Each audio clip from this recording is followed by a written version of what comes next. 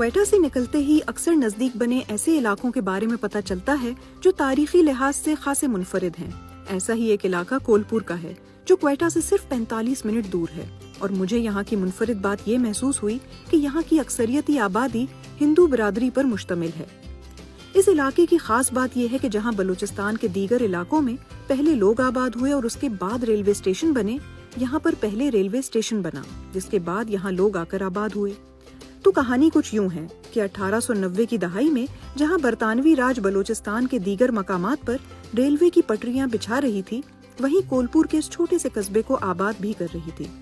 यहां आने वालों में सबसे बड़ी तादाद हिंदुओं की अरोड़ा कास्ट की रही, जो पंजाब, मुल्तान डिस्ट्रिक्ट और सिंध से यहाँ पर पहुंचे। अब सवाल ये है कि यहाँ पर आबाद होने वाली हिंदू बिरादरी की तादाद कम क्यों हो रही है?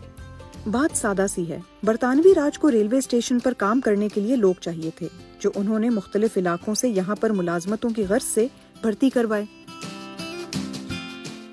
बताया जाता है कि जिन इलाकों में कोयले की कानें थीं, वहीं पास में रेलवे स्टेशन बने, जिसके बाद वहाँ भी लोग आबाद होना शुरू हो गए और ट्रेन के लिए कोयला भी बआसानी मिलना शुरू हो गया। अब कोलपुर में जो लोग आए वो अपने साथ अपनी तहजीब भी लेकर आए।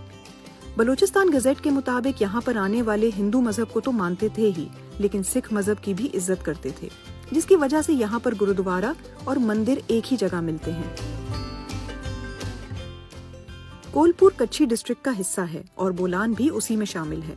1901 में कच्छी डिस्ट्रिक्ट में हिंदू बिरादरी की कुल आबादी 10,000 से ज्यादा थी, लेकिन अब यहाँ पर सिर्फ 30 खानदान ही आबाद हैं। यहाँ आने वालों में श्यामलाल भी हैं, जो इसी इलाके में करियाने की दुकान चलाते हैं। यहाँ की आबादी तकरीबन किसी दौर में जो है तकरीबन यहाँ पर 100 घर से ज्यादा थे हमारी आबादी। ये दुकानें बाजार पूरी जो है हमारी हिंदू बिरादरी की थी। यहीं पास में एक 100 साल पुराना मंदिर भी है, जिसके दरो दीवार इस कदर नाजुक हो चुके हैं कि इसे अब दोबारा से तामीर करवाया जा रहा है।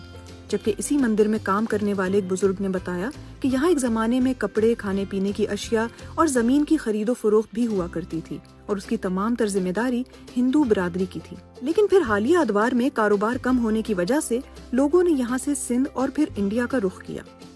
रिसर्चर हफीज जमाली बताते हैं कि इस इलाके का इकोनॉमिक डिक्लाइन बड़ी खामोशी से हुआ, जिसकी एक बड़ी वजह ये बनी कि यहाँ पर ट्रेन आना कम हो गई। जहां बरतानवी दौरे हुकूमत में यहाँ पर एक ट्रेन आती और दूसरी जाती थी, वहीं अब बमुश्किल दिन में 2 ट्रेन आती हैं और वो भी किसी किसी दिन नहीं आती और यहाँ इंतजार करने वाले महज इंतजार करते रह जाते हैं। यहीं से चलते हुए मुझे इस इलाके की रेलवे कॉलोनी मिली, जो बिल्कुल सुनसान पड़ी हुई थी। मुझे बताया गया कि पहले यहाँ बहुत से लोग मुलाजमत की गर्ज से आते थे, लेकिन अब वो भी जा चुके हैं। जबकि अब इस इलाके को सैरो तफरी के लिए सयाहती मकाम के तौर पर मजीद बेहतर बनाने के बारे में सोचा जा रहा है। ये इलाका इतना छोटा है कि अगर आप गाड़ी में यहाँ पर पहुँचे तो ये कस्बा कब गुजर जाए आपको पता भी ना चले। अब मेरी मुलाकात पंकज कटारिया से हुई, जिनका खानदान अरसा दराज से इलाके के मंदिर की रखवाली करता है। यहाँ पे हम लोग गर्मियों में आते हैं एंजॉय के लिए। जून जुलाई में यहाँ पे पहले तो मेला होता था, लेकिन आजकल कुछ हालात भी अच्छे नहीं हैं, लेकिन फिर भी हुकूमत पाकिस्तान का ताउन रहा है हम लोगों के साथ। पंकज से बात करते हुए यहाँ बर्फबारी शुरू हो गई, जिसके बारे में मुझे बताया गया कि कोलपुर को बलूचिस्तान का स्विट्जरलैंड भी कहा जाता है।